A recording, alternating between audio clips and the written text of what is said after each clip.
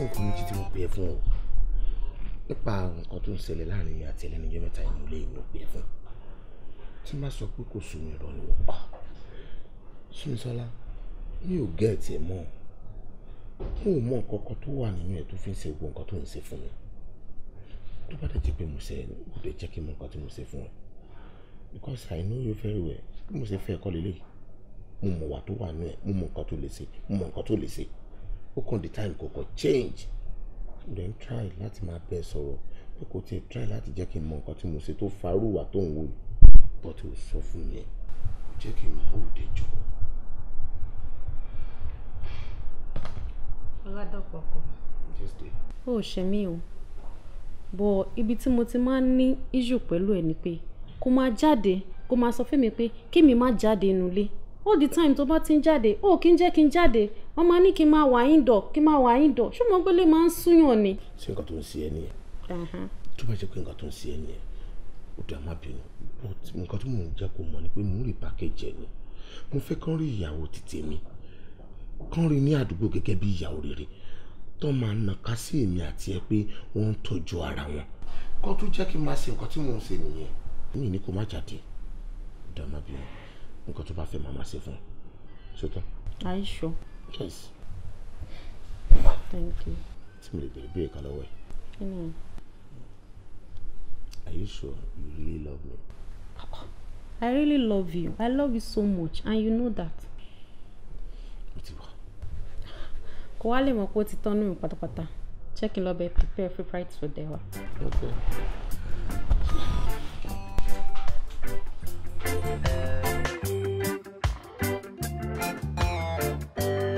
Ga o, bọ̀dá Túnjí. Ṣé wa náà ló pọ̀ tó yẹn sáfẹ́ nínú rẹ̀? Kò dẹ̀ wá rí bẹ́ẹ̀ o. Òkè yìí ni kọjá ká rókè ọ̀hún. Commitment yẹn káàkiri iṣẹ́ ni. Ẹ má wọrí, eléyìí tí mo ti dé yìí, màmá kì í dáadáa. Àná ẹ sọ bẹ́ẹ̀. Bébì, ó yẹ kó mọ̀ náà, ó yẹ kó mọ̀ pé Túnjí ò lẹ́lòmíì lẹ́yìn mi ẹ̀gbọ́n ẹnìkan. Kò sí ara mi náà, mo dẹ̀ mọ̀ bí tó lọ. Bó ṣe ń dé gbára ń sin ọ̀dọ̀ mi náà ló ń bọ̀. Túnjí. Ẹjọ́ bá mi ń fún mi. Ẹ ṣe. Ó ti cut. Bí ẹnìyẹn ń flash àbí? Màá rí tán kọ́ lẹ́nu. Anyway, ètò ṣe kókó jùlọ, mo fẹ́ kó wo kitchen lọ sí. Bá mi sọ oúnjẹ fábùrò mi because ebi ń pa. Nǹkan tó ń bá mi sọ nìyẹn kó tó wá sáàrin wa. Dẹ́n fọ́ ni o. Ṣé bọ̀dá Túnjí wá jálejò ni? Wọ́n ń ṣàlejò. Wọ́n máa wọ kitchen máa ṣe anything tó bá wọn tó bá fẹ́ jẹ náà. Àbí bọ̀dá Túnjí? Yes o. Ó jẹ́ jẹ́ kí mi lọ rí tán kọ́ ẹni tó pè mí. Ẹ tẹ́kì ara yín ṣe gbọ́. Mo ti rí dasọ́rọ̀ ni. Ìyàwó ẹ̀ náà ẹjọ́ ń bára yín sílẹ̀. Bóyá ká tó máa sọ̀rọ̀ wa lọ. Bóyá kó wọ kitchen kó lọ dáná kan tó fẹ́ jẹ náà. Àbí kí ló rò? No. Ẹ má wọrí. Èmi tún ló sábẹ́ táìtì mi. Ẹ jẹ́ ká máa ṣe meeting wa lọ. Ìwọ tó sọ fún mi sí pé gbogbo ẹ̀ jùlọ ọ̀rọ̀ ò lè wọ ẹ́ létí àfi tó bá jẹun. Ó ti yé mi. Jẹ́ kí mi wọ kitchen lọ. Kí ló bẹ dáná kan tó fẹ́ jẹ fún ẹ. Ó tún bọ́. Ẹ lọ sí kí ni? Wọ́n lè lọ sóúnjẹ fún ẹ. Ẹ ń tẹ̀lé sí noodles. Ẹ máa lọ sóúnjẹ fún mi. Irú ẹ̀mí ò dín jẹun náà ni. Mi ì jẹun sẹ́. Tọ́wọ́ ṣe meeting tán máa lọ jẹun lọ́dọ̀ yàrá kíkà. Oṣù ọ̀. Kì í ṣe àná.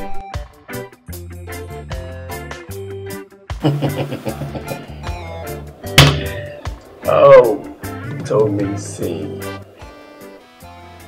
Wow. Orúkọ tá máa lè pe ìfẹ́ pọ̀ bọ̀. A lè pè ní ẹ̀mí àìrí tó ń darí ẹni síbikíbi. Olúwa Tomisin aya mi. Gẹ́gẹ́ bí òye tèmi, afẹ́fẹ́ nìfẹ́ o. Tó bá fẹ́ lu ni láfẹ́jù,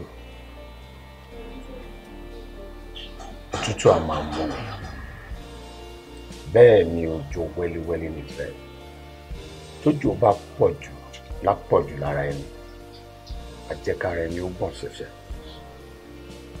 Oòrùn tún nífẹ̀ẹ́ tó bá pani lápàjù, ara ẹni àṣìkò gbogbo. Ṣé wàá rí o? Aya mi.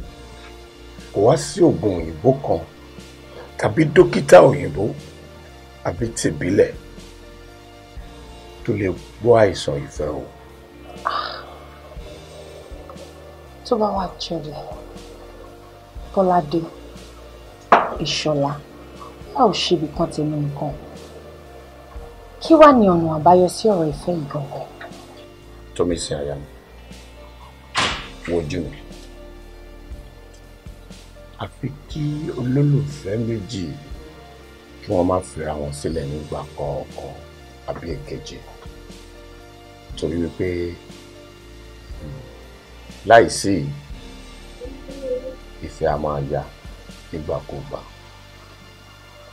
Tó bá wá rí bẹ́ẹ̀ ọkọ mi èmi Tomisin Fáwọlé mo ń ṣe ìlérí fún ẹ pé láti wákàtí ìlọ màá nífẹ̀ẹ́ nígbà òjò nígbà ẹ̀rùn àti nígbà ọdún. Sure.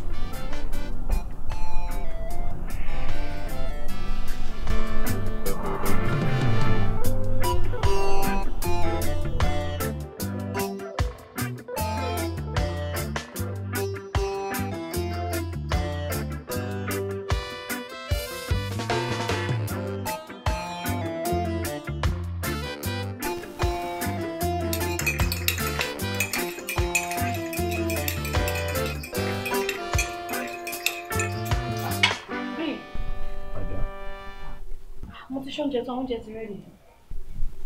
Má bínú wọn ò ní lè dúró jẹun. Kí ló dé? Ìfà kò ti late. Wọ́n kàn pè mí lọ́fíìsì ń sìn ní pé kí n máa bọ̀ pé wọ́n ṣàlàyé àwọn kankan tó fẹ́ ṣe. And I have to go. Báwo ló ṣe ń ṣe báyìí náà? Ó kúnú la fi ń gbé títà. Ó ní láti fi nǹkan kan sínú kó tó jáde nílé. Àbínú yàrá. Àbínú. Sorry. Okay. Ṣáà má pẹ́ dé o, kó lè wá jẹ lọ́dún. Ṣé mi hàn wọ́n? I'm sorry, darling. Have a good day, my love. Yeah.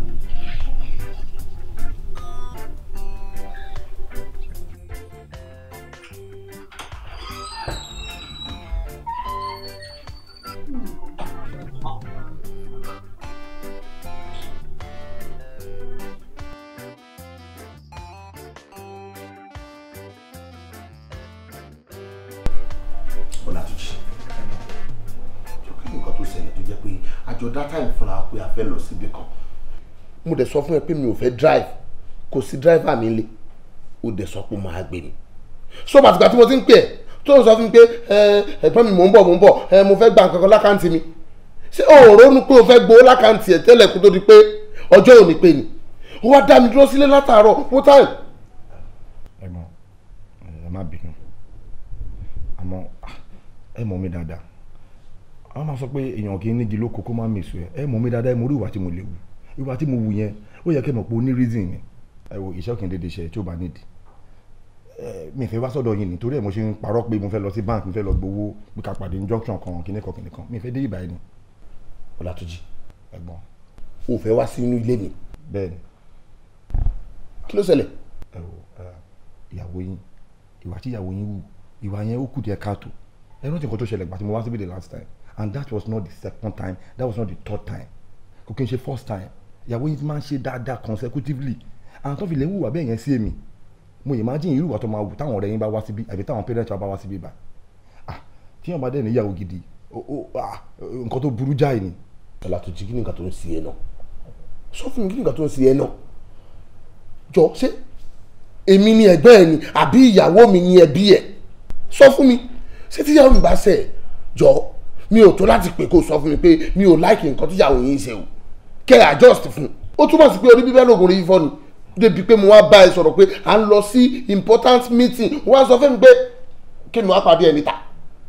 ẹ wo ẹ̀gbọ́n ṣe ti rí tí èèyàn bá fẹ́yàwó tí ò dá sílé ó máa padà wá affect ọkọ o tó bá dẹ̀ ti affect ẹ̀yin ó máa padà wá affect èmi náà ṣé mo kí mi làbúrò yín nǹkan tó bá dẹ̀ ti dé bá ojú ó máa padà wá dé bá mú ìdí rèé tí mo ṣe ń fi opportunity advice yín pé tó bá kẹ́yìn nìkan kẹ́ dẹ́ ẹ̀rọ ara yín pa o wá nǹkan tẹ́ máa ṣe sọ̀rọ̀ ìyàwó yín o ẹ máa ní láti rethink ọ̀rọ̀ ìyàwó yín o mi ní kẹ́ fílẹ̀ o bọ̀ dẹ́n ìyàwó tó dá tí gbogbo ibi tó sọ̀rọ̀ dé gbogbo ẹ̀ ló yé mi náà.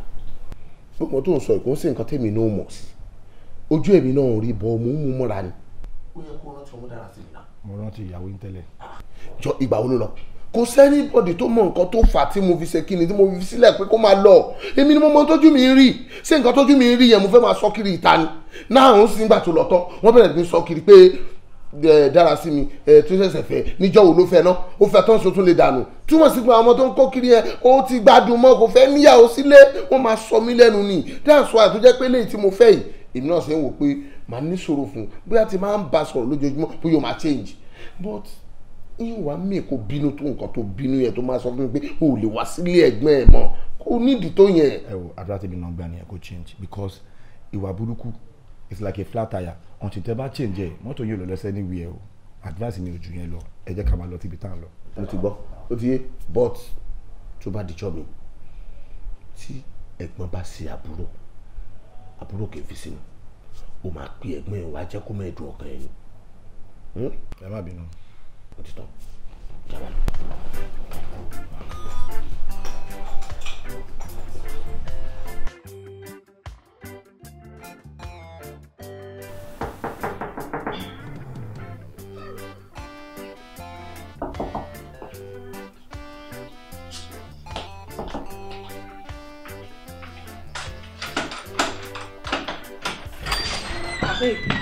My darling. How How are you? Fine, thank you.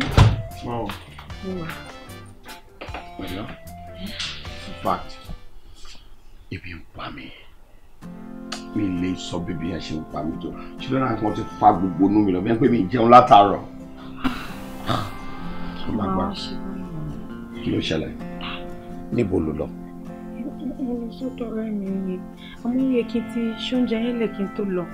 Mo tún àròpá ara náà ò jẹun kó tó kúrò nílé. Ó rush jáde ni. Alẹ́ àná gbà tó tún máa dé náà òun ti jẹun ní meeting ti gbogbo yín ni. Tí mo ké bí ẹ ṣe continue meeting yẹn lé ni pé o lè ti jẹun kó tó dé kó jẹ́ má lọ waste kí n lè béèrè bóyá kí n ṣóúnjẹ kí n tó. Jẹ́ kí n lọ jẹun tán.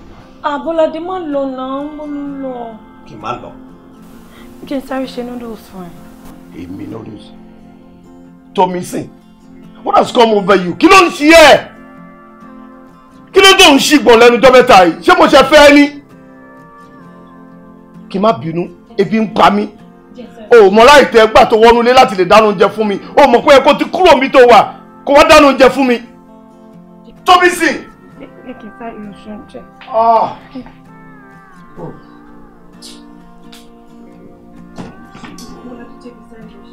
Come on, girl!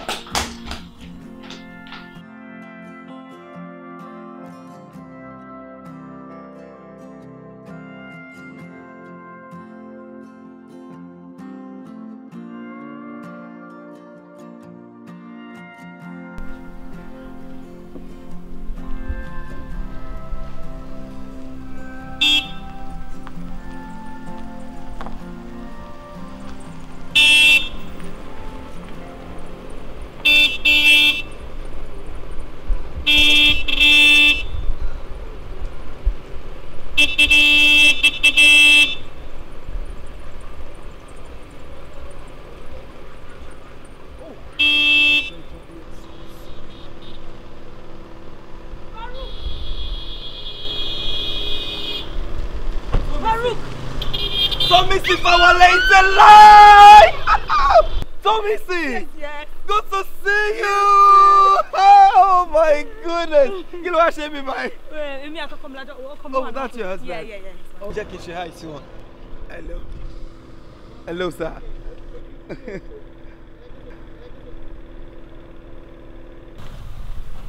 All right, Adumi, I've really missed you. See, we have a lot to talk about. Definitely. Yeah. So, báwo when you marry che? Wá, DM me on Instagram. So, kí ni handle ẹ? Tomisin Fawole náà. Tomisin Fawole. Yeah. All right. I'll Okay, chat babe. to you. Yeah. All right, You take must care. know. Tomisin Fawole. Yeah. Tomisin Fawole. See you later. Atu.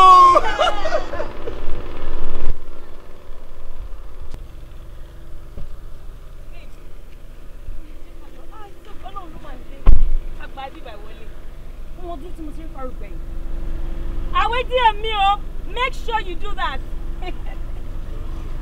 Jello. Tomisin.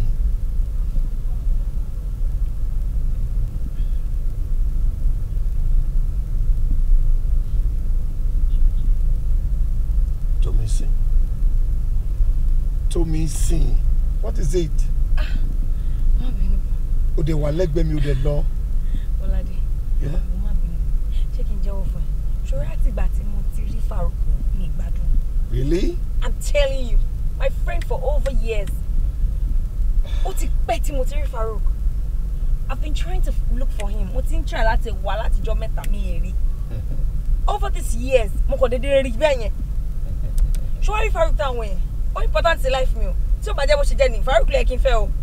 But Farouk, ṣe o kí bọ̀bọ̀ yẹn stupid. Very stupid. Hey, adúrú mi ẹrú tí ẹ bá. Don't ask me out. Kó tí ẹ ro nǹkan tó jọ rárá. But on a serious note, kò sí ọkùnrin tí orí ẹ̀ pé o tó máa ríyàn bíi tiẹ̀ tó máa lóhùn rí yàn. Farouk kò fọ́n ni. Ṣé ìwọ òṣọkùnrin mi? Ìfọ́ rẹ̀ ni wàá kò ní rí mi every time.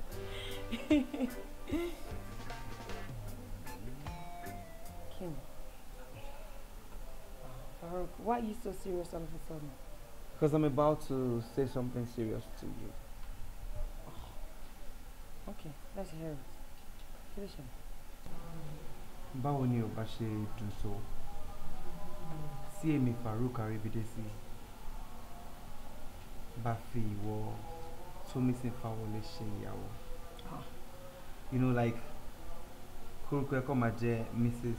Tomisin Aribidesi. What kind of stupid joke is that, Farouk? Where is that one coming from? Joshua ṣe rí mi ni. I will just snap out of it. Oh yeah. Snap out of it, Joe. I'm not snapping out of it. Farouk, are you serious? Tomisin, I like you so much. John, now let's take this friendship to another level. Farouk, no. See, you're my best friend. And I love you like that. And I want it to remain as that. Just listen to yourself. We are friends. And I appreciate and cherish the bond between us. Sorry, Tabafera once saying jealousy, my wole, unnecessary curiosity, my berry.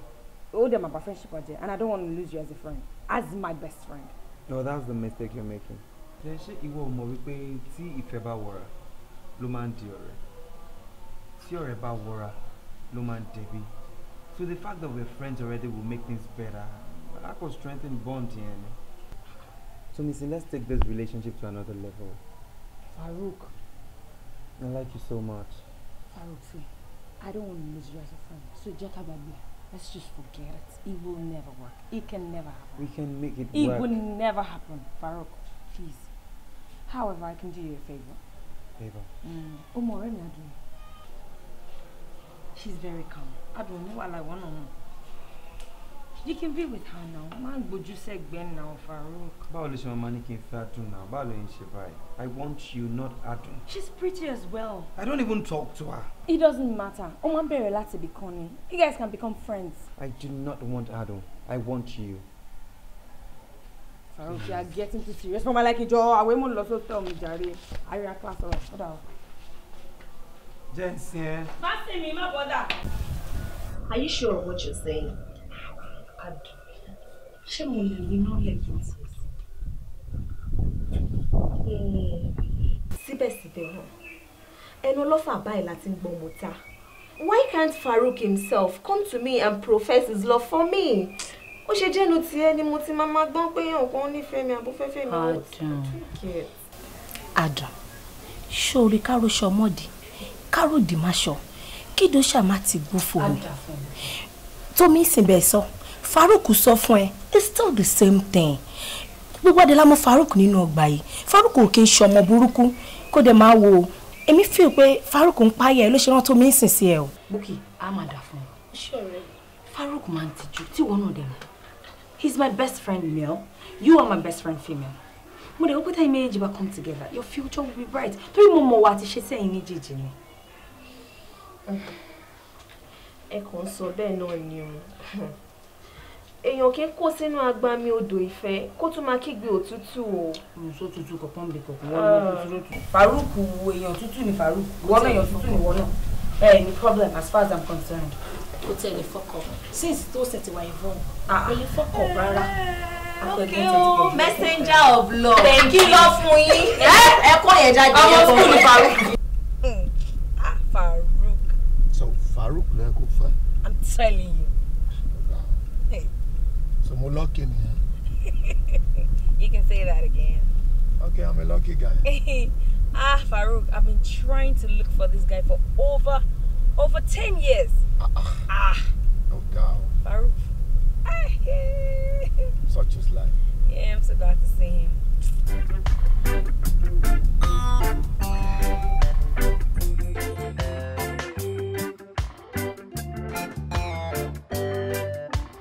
Tomisin. Dájú. O ṣì ní ìfẹ́ mọ́. Bọ́ládé, kò sí nǹkan tó jọ bẹ́ẹ̀ o. I mean, seeing him today just reminds me of old-time memories. Gbogbo àwọn orí ta máa ń ṣe ń school gbà yẹn àti bá ṣe close bá ṣe máa ń wára wa kiri yẹn. Àwọn nǹkan tí mo kàn rántí nípa nígbà tí mo rí lẹ́nu yẹn. So you are still thinking about your past? Téèyàn bá rọ̀rọ̀ èèyàn tó ti pẹ́, téèyàn ti rí gbẹ̀yìn. Èèyàn máa rántí àwọn nǹkan tẹ́tí jọ ṣe sẹ́yìn. That's all about it. Kí ló ń try láti sọ fún mi? O ti married. Now, o ṣì ń jẹ́ kí past ẹ máa reflect nínú present ẹ. So why? O ṣì nífẹ̀ẹ́ ni, of course. Bọ́ládé, leave all of that. Jẹ́ kí n lọ ṣoúnjẹ tàbí jẹ.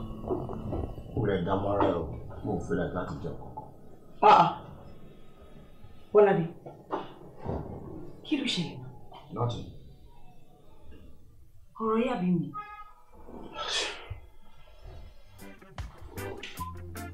Bọ́ládé.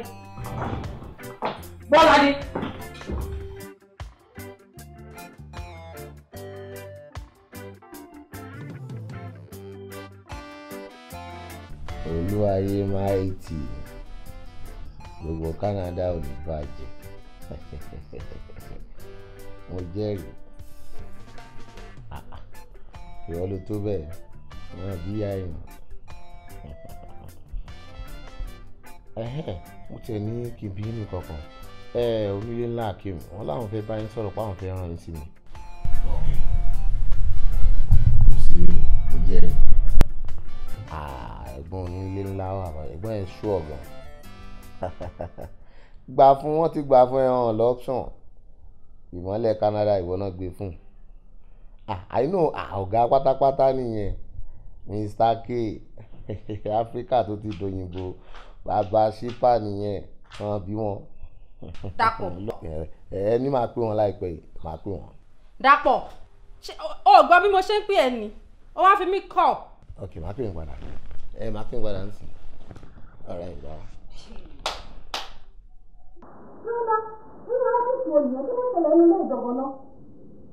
Wọ́n wá ní kíkìn, ẹni lọ gbà sí, abẹ́ ọ̀fọ́, gbogbo nílé náà tó o tún ṣe. Mo tún wọ kíchìn pé kí n gbé oúnjẹ tí mo fẹ́ jẹ, mi ì tún rọ oúnjẹ tí mo fẹ́ jẹ, ò dáná. Aṣọ ti gbà pé mi àti ẹlẹ́jọ́ ṣe rósítà ni.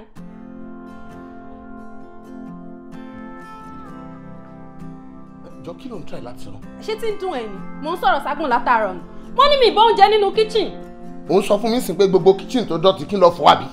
It's your turn now. Are you okay for it? Kí ló mí ìpè ṣé mo wà òkè? Kí irú ọ̀rẹ́ ọ̀dẹ̀ wo ló ń sọ yẹn tó? Ó jà wí. Ṣé o gbé wọn wẹ̀ lásán? Àwọn tó bẹ̀rẹ̀ sí sọ fún ẹ pé kó wá ní ìwòyà pẹ̀lú mi. Ó jà wí. Yẹ́nì, kí máa fọwọ́. Àti ìbàjẹ́ lóyún. Nǹkan tó dùn.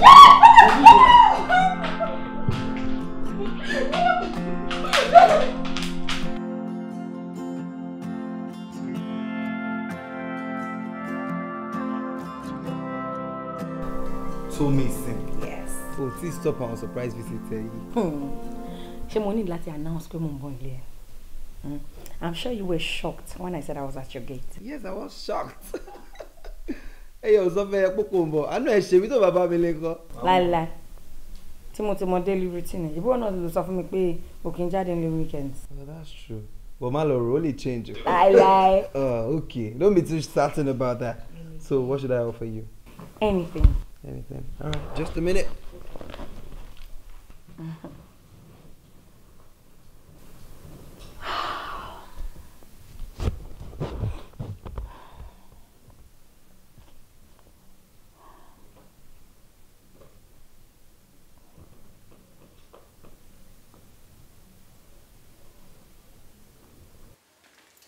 Yeah.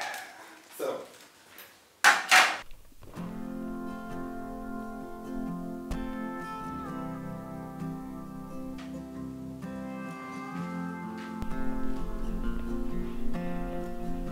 Tomisin, why are you crying?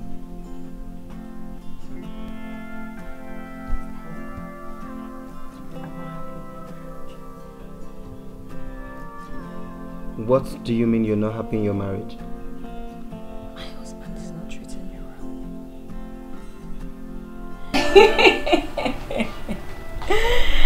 well. To be honest, I really enjoy it. Ṣé lóòótọ́? Àfi bí ìpè mi ìrírú ẹ̀. Well, èmi náà gbádùn ẹ̀. Mo kàn máa advice ẹ̀. Má torí pé orí adùn kan kó bà kan jẹ́ o. Kó ṣe sùúrù gidi. Ṣé ti gbọ́? Wo gbogbo nǹkan tó sọ ní mo gbọ́. Mo dẹ̀ ṣe sọ yẹn ni wọ́n ṣiṣẹ́. I promise.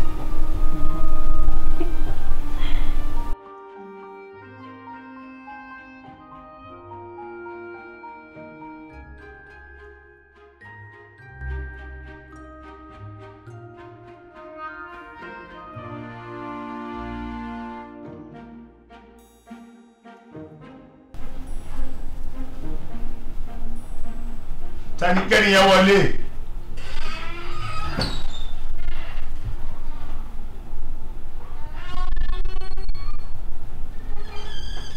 Hello. Orúkọ mi ni Farouk Aribidesi. So, what can I do for you? Mo wá síbí láti wá mú ọkàn mi. Ìfẹ́ mi. Adùn mi. Tó wà ní àkàtà ẹ̀. What are you still waiting for? Go inside and take it. Thank you. Thank you. Come on, go back! Go back! You're very stupid. Oníwà Aribidesi. O ṣetán fẹ́ débi kú, o fẹ́ kú. Ta ni ẹ́? Ó ń sanwó iná. Ó dẹ̀ lórí láyàláyà. Ajá ẹ̀ ṣetán fẹ́ forí kó mi. Ó gbàgbé pé ajá tó bá wọlé ẹkùn á fẹ̀jẹ̀wẹ̀.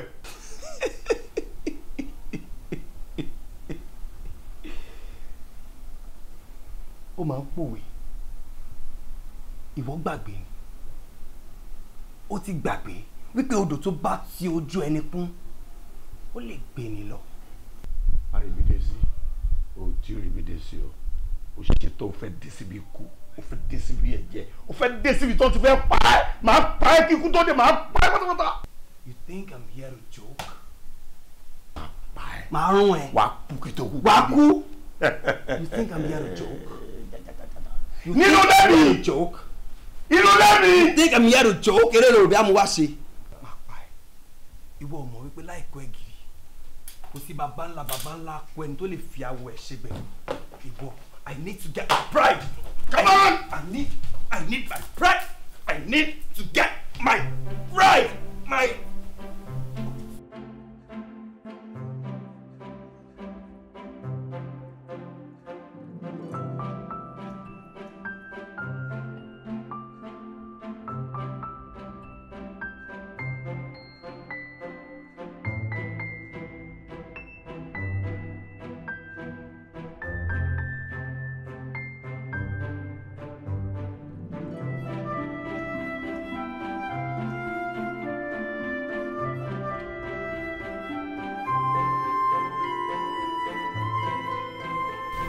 Bọ́ládé. Ẹ̀gbọ́n mi.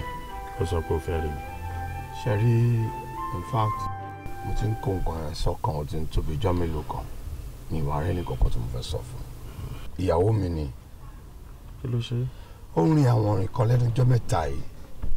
Òun àti bọ̀bọ́ kan ó ní ọ̀rẹ́kùnrin òun ni pé àwọn jọ law school ni àwọn jọ ṣe so many things together. So àwọn nǹkan yẹn tí wọ́n fẹ́ máa mú fura dání débi pé ara mi ò gbà mọ́ rárá. Ọkàn mi ò dẹ̀ balẹ̀ lórí ẹ̀. But ìyàwó ẹ tí tèmi wò yẹn mi ò rò bíi pé ó máa ní irú àwọn wà bẹ́ẹ̀ lọ́wọ́ bó ṣe wá sọ pé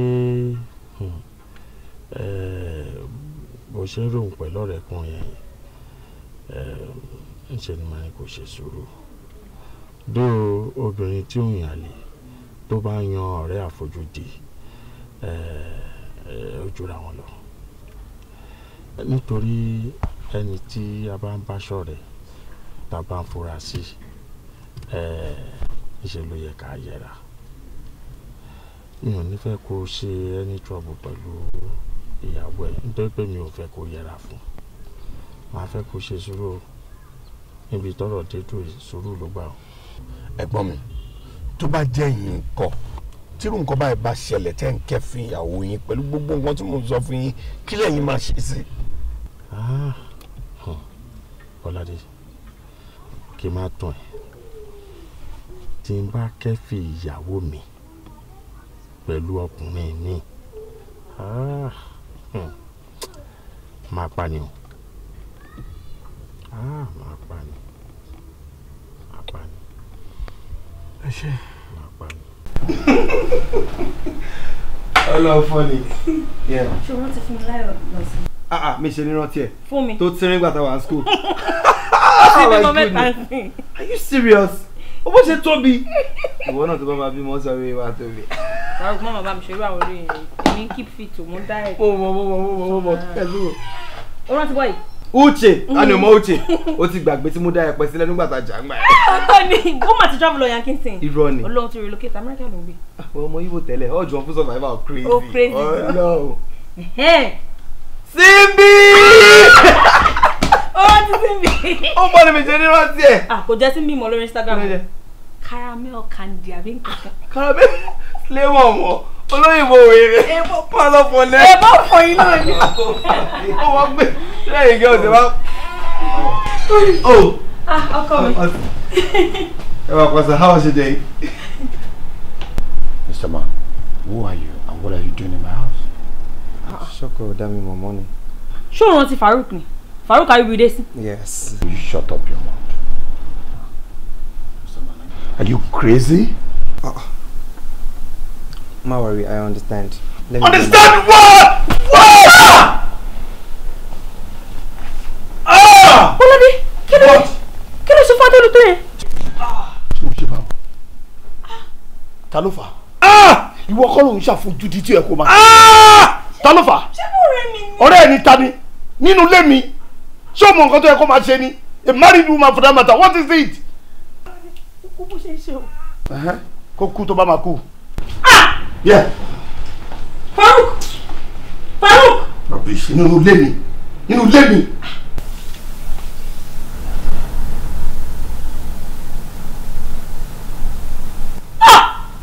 Ọmọ yẹn mi mọ̀. Kò mímọ́ kẹ̀. Bọ́ládé ọmọ yẹn wà mí mọ̀. Ṣé wọ́n bá fún mi jọ? Ọmọ yẹn mi mọ̀ mo dára.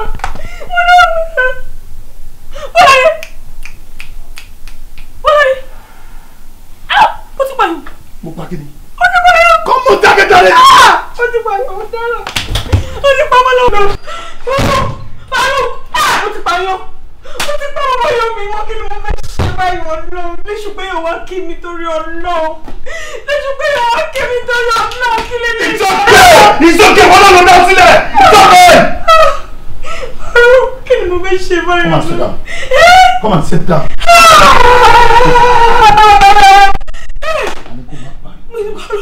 Má pariwo mọ́ náà.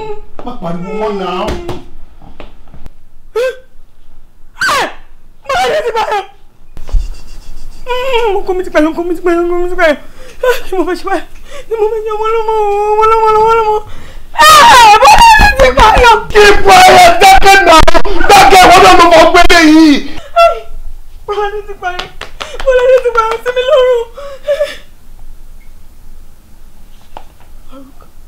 Farouk. Mo yóò mi rárá kò mí. Báyọ̀kẹ́. Bí ọba yìí ti make movies, wọn láwọn fi tí wọn kó bá gbogbo àwọn táwọn compound yìí.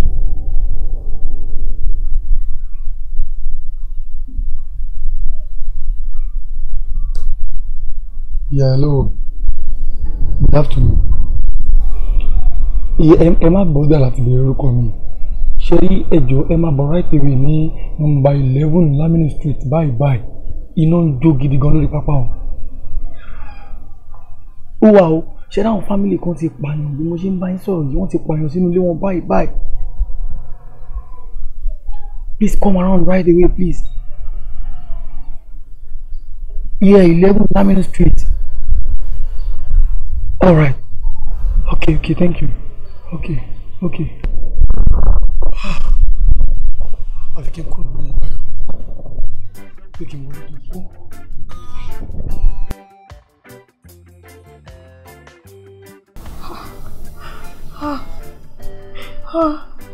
Dáhùn báyọ̀. Ọlábí. Kí ló dé tó fi fọwọ́ lọ́mọ báyìí?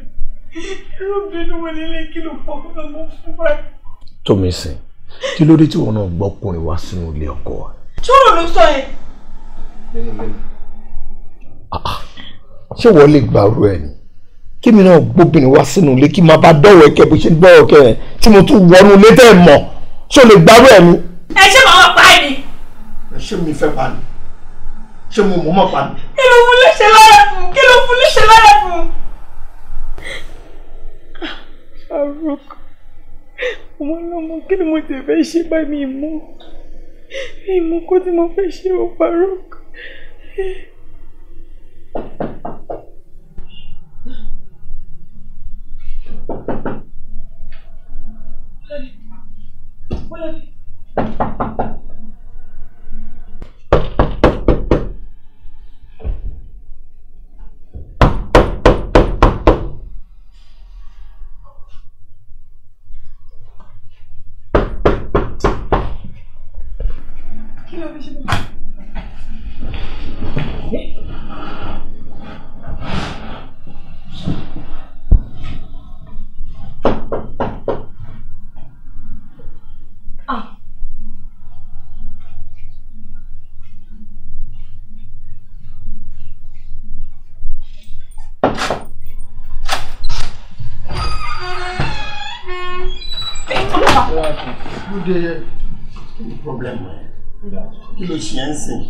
We are from State CID.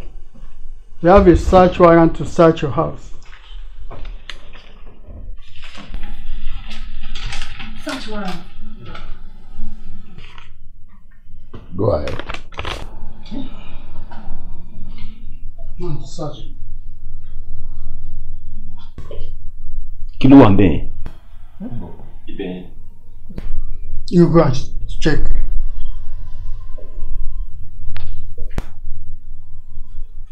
Tomisin, what is it? What?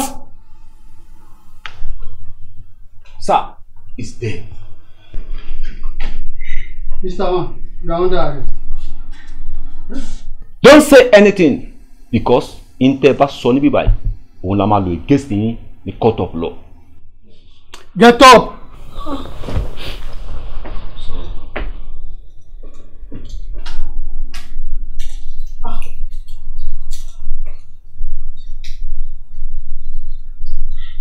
Madam, move close. Move closer. Officer, ìyàwó mi ni, but she doesn't know anything about it. I don't know anything about it. What you might need that to No problem.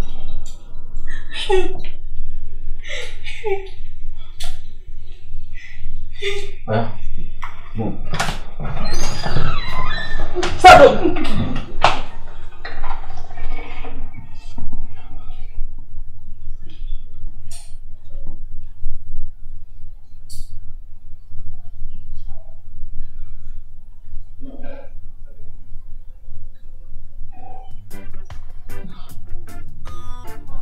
Hey guys.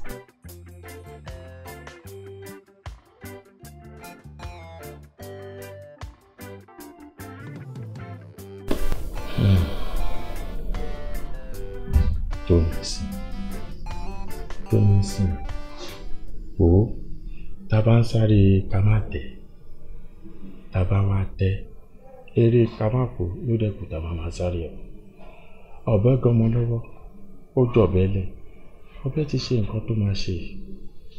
Let me tell you, gbogbo eléyìí tó ń ṣe kì í ṣe òun ló kún ẹ̀kú báyìí. Ṣé ó fẹ́ fi ẹkún ṣe rẹ̀ léṣe? Ṣé wò mọ̀ pé ẹkún tó ń wò yẹn ó máa ń dá ìsàn ságọ́ ara ni? Fáwọn ló fẹ́ ṣe lè dá. Àwa tá jẹ́ ẹbí gan-an àti gba kámú àti ti gba kádàrá títí wa. Nítorí nǹkan tó ṣẹlẹ̀ kì í ṣe pé mọ̀ọ́mọ̀ àṣìṣe ni. Ètò tẹ̀wá jà wá lógún ni ìwọ gangan. Ọmọ kékeré ààrẹ ṣé bó ṣe máa léèfù lọ ni? Ṣé bó ṣe máa léèfù ni? Dó à ń gbàládùra wípé ibi tọ́kọ ẹ lọ lágbára Ọlọ́run adébáwa láyọ̀ àtàlàfíà. Ṣùgbọ́n kí ni wọ́n fẹ́ máa ṣe kó tó jáde? Pàápàá jẹ́ ń sọ òótọ́ kan fún ẹ. Mi ò mọ bí tí wà tàbúrò mi ti pàdé o. Ohun tó yẹ ni ló yẹ ni. Okun ọrùn orí adìyẹ. Èmi ò rò bí pé ìwọ àti Bọ́ládé ẹ fi tara yín ní anyway. Nítorí pé wúrẹ̀ náà Ọlọ́run fún ẹ lẹ́wà. Súrà tó dá wà lára ẹ. Ara ẹ pé irú àwa báyìí ló yẹ ká máa fẹ́ rúwọ̀ báyìí. Kì í ṣe irú Bọ́ládé. Ọkọ, ẹ jọ̀ọ́, ṣé mo pé àtàrà tètè ń sọ̀rọ̀ mi sọ nǹkan kan bí ṣe ti ń gbé wá láti ohun ìsàlẹ̀ tẹ́yìn ara ń gbé sókè. Mo fẹ́ try láti gbọ́ yín lágbọ̀ọ́yé mi ìfẹ́ miss coating. Mo mọ̀ pé ó máa surprise but sórí nǹkan tí mo sọ jáde kí n má purọ́ fẹ́ ó ti ń gbénú mi látọjọ́ tó ti pẹ́. Tí n bá dẹ̀ sọ jáde ikùn mi máa burst. Ọ̀nkú!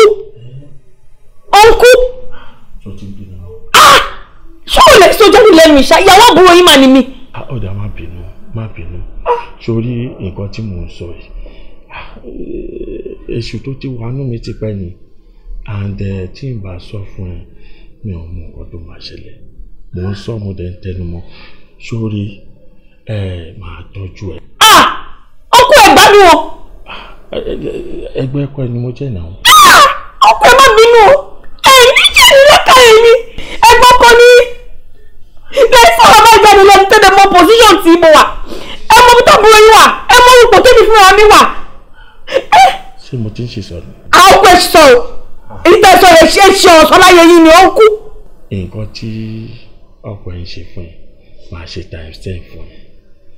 Wàá gbà mí lọ́gàá. Bọ́ kì í ṣe bí kí n pààyàn má mi sùkúl tì mí o. Èmi fẹ́ tọ́jú ẹ ni. Wá ṣe ìrọ̀lẹ́ lọ. Àwọn àbínú.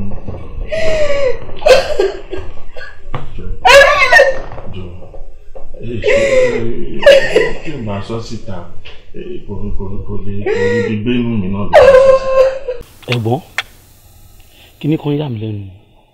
Kí ni ká ti gbọ́? Ẹ̀yin tẹ́ fáìn tó báyìí. Ẹ wá wà náà báyìí pẹ̀lú wa. Ká tiẹ̀ gbọ́ pé àkóbá ní títí wa. Kí wà ní tọ̀dọ̀ yín o?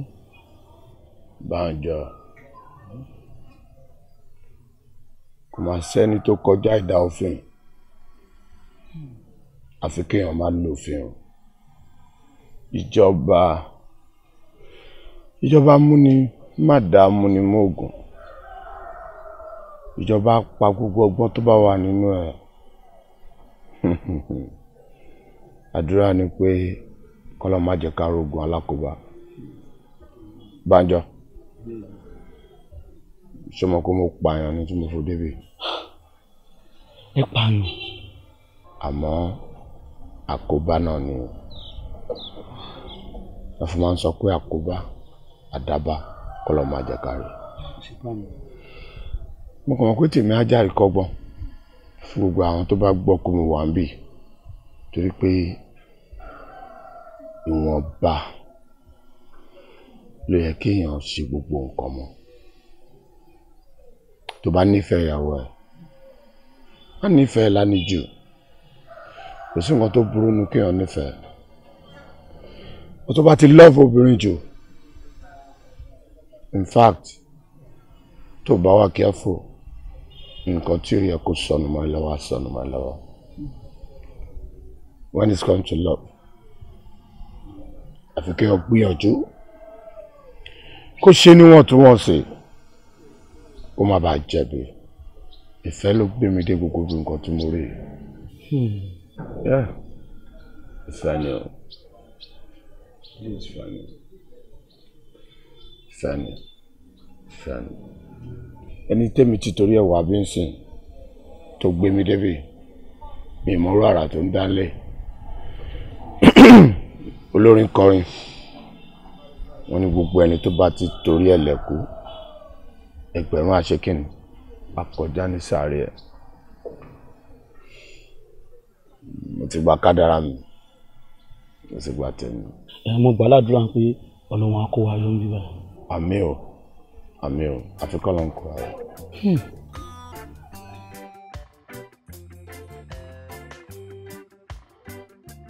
ẹ̀wọ̀n bíbí máa bá ń jà ọ́ máa bá ń jà ara ẹ̀ máa lè kọ́ ni. ìfẹ́ ní ká máa fún bára wa. ẹ̀yin náà wo báwo ń ṣe ń jọ ọ̀nà ṣé ń gbàtẹ́ jẹ́ kéékèèké tó fẹ́ mi ṣé ẹ̀yin ìjọba rẹ̀ tí wọ́n ṣe ẹja tútù ẹja odò ẹja gbogbo ẹ̀fún ẹ̀yìn jẹ ṣé ó jẹ́ pé fresh ọbẹ̀ lẹ́ ń jẹ lójoojúmọ́. báwa ni ìwọ ò tọ́jú mi ẹ̀mí gọ́ọ̀mù ìgbà lójó tí nǹkan tó ń ṣe fún ọmọ kàlàǹpà ní olórí gbogbo tó wà ní ẹ̀rọ. ẹ fi gbọ́ mi rẹ̀ márùn-ún létí nǹkan tó tó jọjọ. ok má bẹ̀rẹ̀ òun tọ́jú mi àti tẹ́gbọ̀n. ṣé iná wa rí sí pé promise tẹ ṣe ó yẹ kẹ́ tẹ fífi rẹ̀ láti wá iye ìgbò lẹ́tọ̀ fún mi máa ṣọ́ fún mi. ok láti ta nìyẹn. ẹ wọlé o.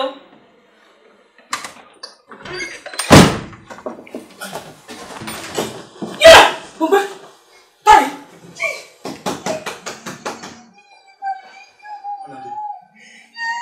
Bọ́ládé.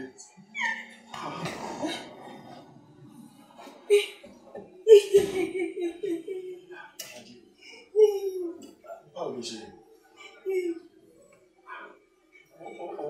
Ó sọ fún wa. Ọmọ rẹ̀ yìí ṣe. Ẹ̀gbọ́n mi. Ẹ̀gbọ́n mi. I can explain myself. Ẹ̀gbọ́n mi kí ló ṣẹlẹ̀? Àwo mẹ́wàá ti ṣẹlẹ̀ o. Nǹkan tó ṣẹlẹ̀ máa ṣàlàyé ara mi. Inú burúkú ò ní bí ẹ o. Ṣé o rí nǹkan tó ṣẹlẹ̀ gangan? Ìgbà tó fi lọ síbi tó lọ yẹn. Ní ó wá dàbẹ́ ní pé mo ṣàrí ìyàwó ẹ̀. Èmi ò dẹ̀ fẹ́ kó rìnrìn kúrìn. Ìjọ tó bá rìnrìn kúrìn àwọn ará àtà lè máa lọ tọ̀ spear. Wọ́n á kó wòye pé kémi ṣu lópó. Èṣù ìyàwó mi ló pọ̀. Ìyàwó àbúrò yín. Ṣẹ́gun kì í ṣe ni. Ẹgbẹ́ mi ò ṣe tó ń jọ bálabàlà lẹ sókè pé ń dẹ́gbà mọ́ gbẹ́dẹ́ lẹ sókè pé. Jẹ́ ṣàlàyé ara mi. Ẹ̀gbọ́n mi ṣe gbàgbé pé mi tí mo lọ yìí. Ẹ̀yin fúnra yín lè rán mi lọ. Lọ́nà o. Advice ẹ fún mi ni mo tẹ̀lé. Bọ́ládé. Ẹ̀gbọ́n mi. Ó bá má ti tẹ̀lé advice mi.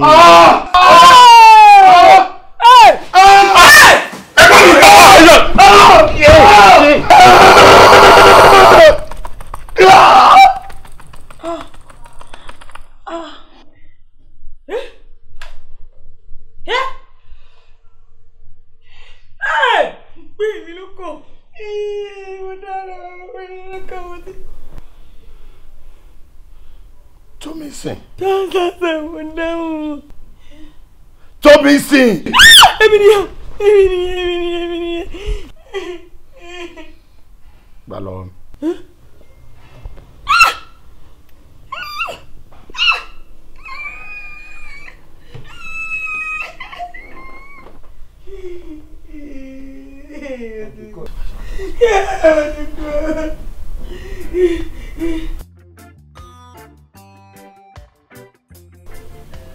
Same place.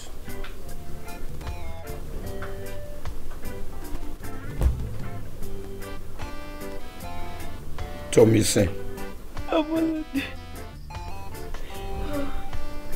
Tomisin.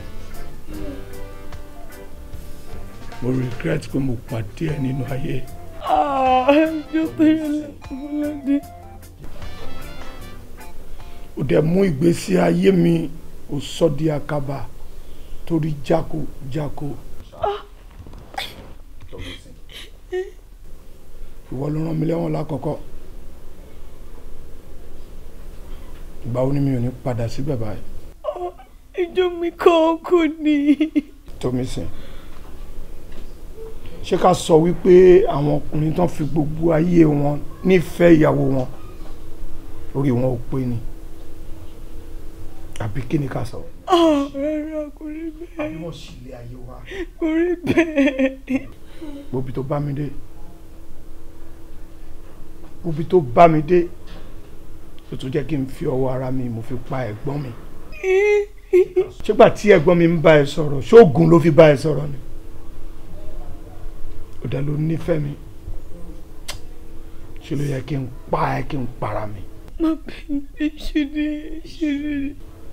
tí ò bá jẹ́ wípé mi ò mọ bí tọ́lọ́run ti fà wá mi mọ́rú ìfẹ́ tí mo ní sí ẹ ìfẹ́ tí mo ní sí ẹ ló sì fún mi ní problem di àsìkò yìí náà tí mo bá táyé wá mi ní gbàdúrà kí n pàdé ru ẹ mọ́.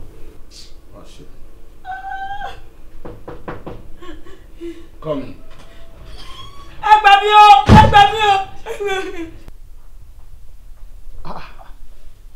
This same house and this man again. Kí ló tó yan iṣẹ́ pípààyàn láyò báyìí? Ètò ìtú mi sílẹ̀ ní kókó tú mi sílẹ̀. You shut up your mouth. Ṣé o ti gbọ́ àwọn ọlọ́pàá mú bọ̀dá ni? Lẹ́yìn ikú sáré ni o. Ṣẹ́yìn gbàgbé pé mi ni mo pè é ni. Yes. Ẹ ní láti ṣe wàhálà àkọ́kọ́. This man again, you are a psychopathic murderer. Yes. Officer, handcuff. Have it. Have it. Kò sí nǹkan tí màá fi ń ṣe.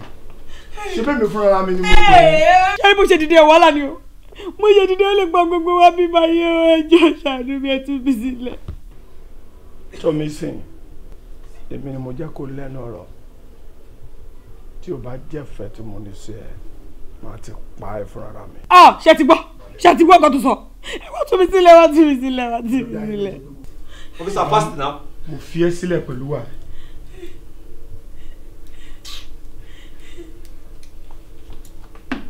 Move. Move. Move. Uncle. Mumbo, hello. Mumbo. Uncle, What did you do? Move. I don't know. Mo dáadáa, mo tún mi báyọ̀. Irú èròkèrò wo ló gba ọkọ mi? Kí ni bá ṣẹlẹ̀ tó bẹ́ẹ̀? Ọlọ́run níjà. Ó tó di èmi Abọ́ládé o, mi ì ní fi ọwọ́ mi pààyàn torí obìnrin. Kí ni mo rò tó tó bẹ́ẹ̀? Mi fẹ́ mọ ọkọ tó ń ṣẹlẹ̀.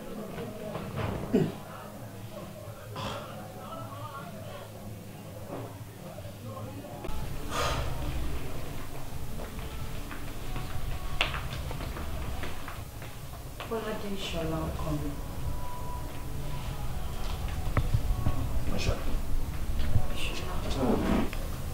Ìṣọ̀lá, jọ̀ọ́. Kí ni mo ṣe fún ẹ? Mo ṣàkíyèsí pé o kì í bá mi ṣeré bó ṣe máa ń bá mi ṣeré tẹ́lẹ̀ mọ́. O kì í fọ̀rọ̀ lọ̀ mí bó ṣe máa ń fi lọ̀ mí tẹ́lẹ̀ ọkọ mi. Kí ni mo ṣe? Lóòótọ́ ni mo ti change sir. And it's because of your friend, Farouk. Farouk? Yeah. But you just said my friend. Kò sí nǹkan kan láàrin mi àti Farouk, ọ̀rẹ́ lásán ni wá.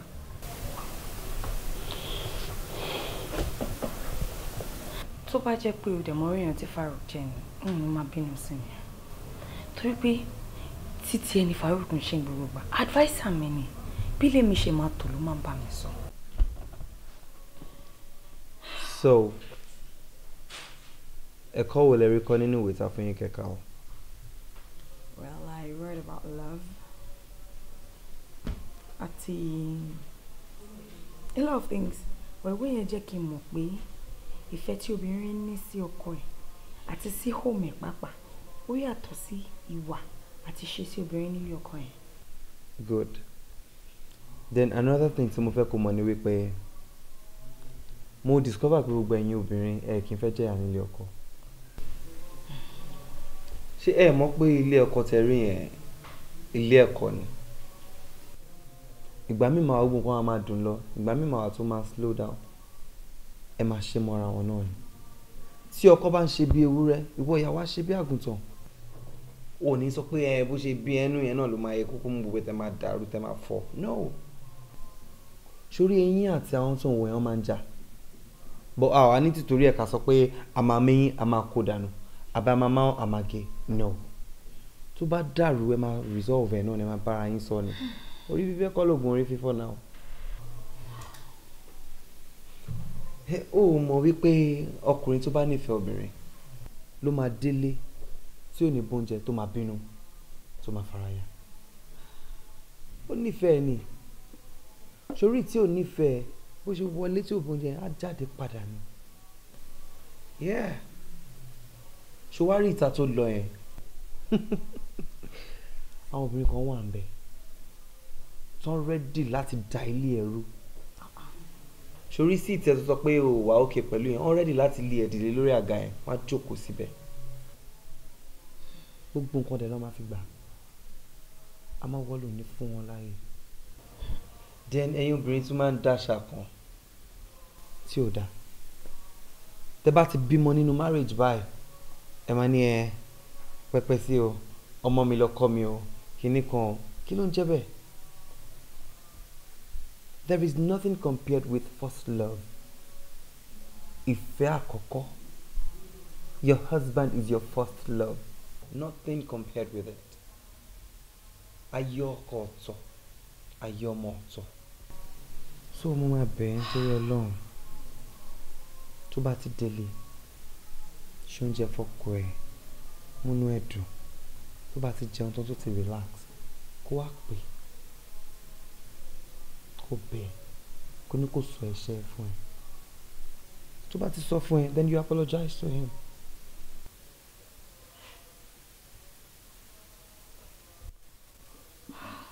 And you think that will work? Yeah.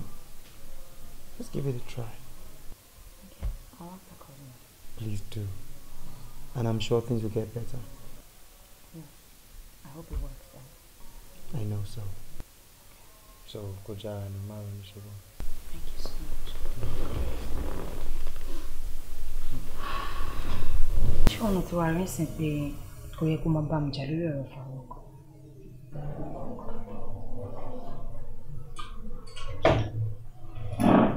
Farouk.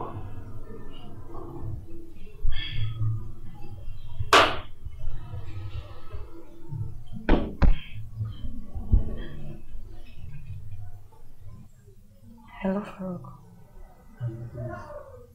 This is speaker. Tomisin, báwo? Mo wà okay, Farouk. Báwo lè wọ̀ tí mo bá sọ ṣé o ti ṣe nǹkan tí mo ní kí n ṣe? Ṣé o ti gbé ọkọ? Bẹ́ẹ̀. Má jẹ́ kí n tún obìnrin tó bá nífẹ̀ẹ́ ìgbà fọkàn ní máa ń jù ọkọ. Obìnrin tí ò nífẹ̀ẹ́ ìgbà yìí lè fi pẹ́ ní ọkọ ní ìjọba ìpárá fún ṣé nǹkan tó máa mú ọkọ ìlú tó máa ṣe ní ìjọ kò bá níjọ. Òun náà lọ gba kó kúnlẹ̀ kó bẹ́ẹ̀ àwọn bẹ́ẹ̀ ṣe wọ́n máa sọ nǹkan tó máa ń ṣẹlẹ̀ fún inú òní dára lágbára mi. Ó ṣe gan-an Farouk, mo dúpẹ́ lọ́wọ́ ẹ̀. Ó ṣe. Máa pẹ́ lẹ́tà.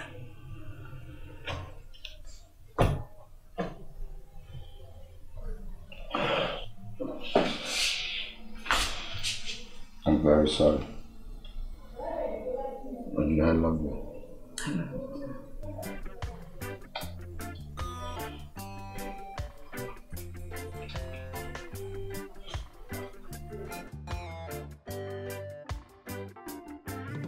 Oh. Mr. Farouk.